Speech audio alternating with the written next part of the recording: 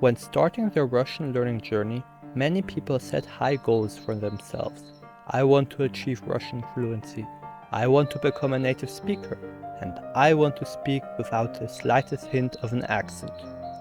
While all these questions are understandable and of course desirable, they are often not achievable. This raises the question, what should I aim for? How good should I be at Russian after I finish studying the language? To answer that question, we have to analyze the factors that influence your proficiency level and what you want to use Russian for.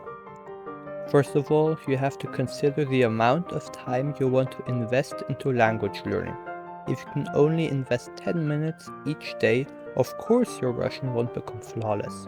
On the other hand, if you manage to study 2 hours of Russian each day, you'll become pretty good, at least if you invest your time correctly.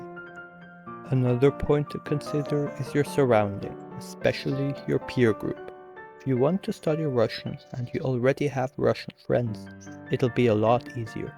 Even better so if you live in Russia or another Russian-speaking country.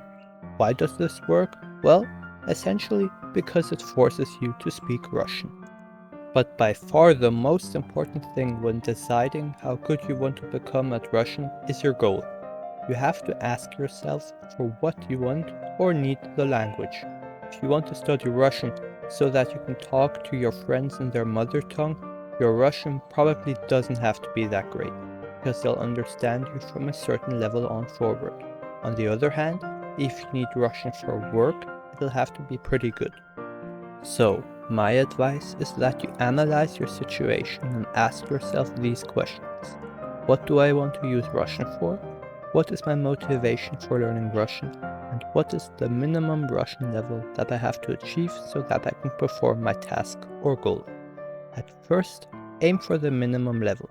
After reaching this level, you can perform your task with some struggle. From there, you can then decide whether you want to improve your Russian even further to fulfill your task with ease. Let's look at an example together.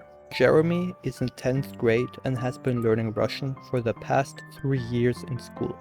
He's thinking about studying Russian at university and wants to do a Russian test, so he doesn't have to worry about it later on.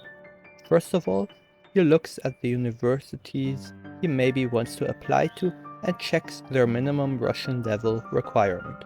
After he realizes that he still has to practice a lot to achieve the required level, he decides to study for an easier certificate first.